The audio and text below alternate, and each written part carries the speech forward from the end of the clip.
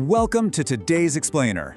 I am so thrilled you're here, because today we're talking about transforming your home into a living, breathing sanctuary. We're going to dig into the 2026 edition of the 21 Best Air-Purifying Indoor Plants, and this is entirely backed by NASA-tested science. If you want to know how to naturally and beautifully detoxify the spaces where you sleep, work, and just hang out, well, you are exactly in the right place.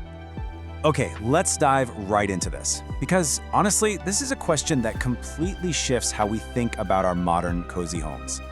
We tend to think of pollution as a problem that stays outside, right?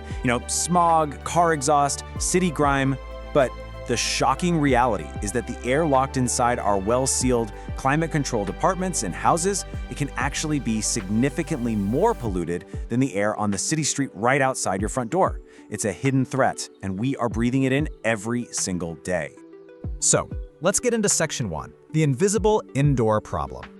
To understand how to fix this, we really need to understand exactly what is floating around in our living rooms and bedrooms, making the air so stale and, frankly, potentially harmful. The true villains here? They're called volatile organic compounds, or VOCs for short. Basically, these are harmful chemicals that literally off-gas, meaning they evaporate right into the air at room temperature from the most ordinary, everyday items you already own. You can't see them, and a lot of the time you can't even smell them, but they are constantly accumulating in your indoor atmosphere. Just take a look at these common sources. That brand new couch you just bought, your fresh coat of paint, even the heavy-duty cleaning supplies under the sink, or those new carpets you installed last year. They are all silently emitting toxins like formaldehyde, benzene, and trichloroethylene.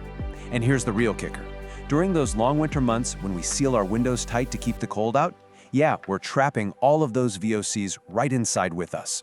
Which brings us to Section 2, the NASA Clean Air Solution. But hey, don't worry, there is a brilliant, totally natural fix for this. Years ago, while trying to figure out how to keep astronauts breathing clean air in sealed space stations, literally a giant puzzle, scientists created a blueprint for fighting VOCs that works perfectly in our own homes. And that blueprint is green. Plants aren't just passive decorations. I mean, we all know they produce oxygen through photosynthesis, but the science shows their primary air cleaning benefit is actively pulling harmful chemicals out of the air. They absorb these VOCs right through their leaves and process them down into the root systems. They are literally living, breathing air filters. Now let's move on to Section 3, the heavy-hitting purifiers. Now, what's really interesting here is that not all plants are created equal when it comes to cleaning the air. So let's meet our specialized superhero squad of top-performing plants. First up is the absolute undisputed MVP of air purification, the snake plant. This plant is a true workhorse. It filters out the big three: formaldehyde, benzene, and xylene. But its absolute superpower is what it does when the lights go out. Through a unique mechanism called the CAM process, the snake plant continues to convert CO2 to oxygen at night. That makes it the ultimate bedroom companion. Plus, for all of you beginners out there, it completely thrives on neglect. It is practically indestructible. Let's contrast two other massive powerhouses, the peace lily and the spider plant. The peace lily is a gorgeous triple threat. It actively filters ammonia and absorbs airborne mold, which is absolutely perfect for human bathrooms. However, it is highly toxic to pets, and honestly, it's kind of a diva. It droops dramatically just to tell you it's thirsty. On the other hand, the spider plant tackles formaldehyde and xylene, is super easy to propagate by just snipping off its little babies, and best of all, it's completely pet safe. Two very different vibes, but both are incredibly effective. Let's quickly run through this matrix of other heavy hitters. We've got the red-edged Dracena, which is fantastic for fighting off-gassing from lacquers and varnishes, just pulling xylene right out of the air. The chrysanthemum needs bright light, but man, it is a champion against ammonia.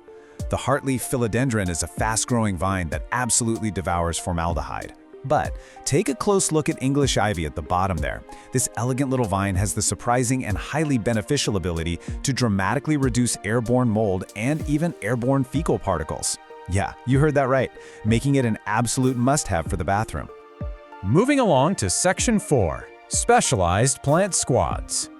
Let's see how this builds, because beyond the absolute heavy hitters, we have our highly adaptable team. We can actually group our plants into specific categories depending on your household's unique needs. The Chinese evergreen is beautiful and thrives in those tricky low-light corners while fighting benzene. The golden pothos actually tackles carbon monoxide and is, again, near indestructible.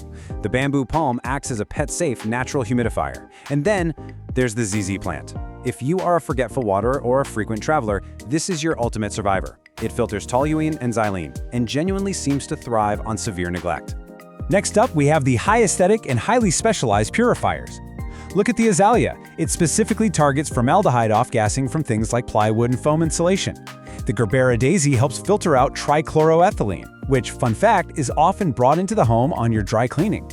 The rubber plant uses its massive leaves to maximize surface area for pulling in formaldehyde. And of course, good old aloe vera pulls double duty. It filters benzene from the air while offering a handy healing gel right inside its leaves for those minor kitchen burns. And to round out our top 21, here's some rapid-fire advice for these fantastic tropicals. If you have dry winter air, the Boston fern and the truly spectacular bird of paradise both act as massive natural humidifiers. The anthurium is fantastic at pulling ammonia from the air while offering these gorgeous waxy blooms. And speaking of specific pollutants, did you just get new carpets? The weeping fig is your tree. Looking for elegance in the bedroom? The orchid, much like the snake plant, provides nighttime oxygen while absorbing xylene.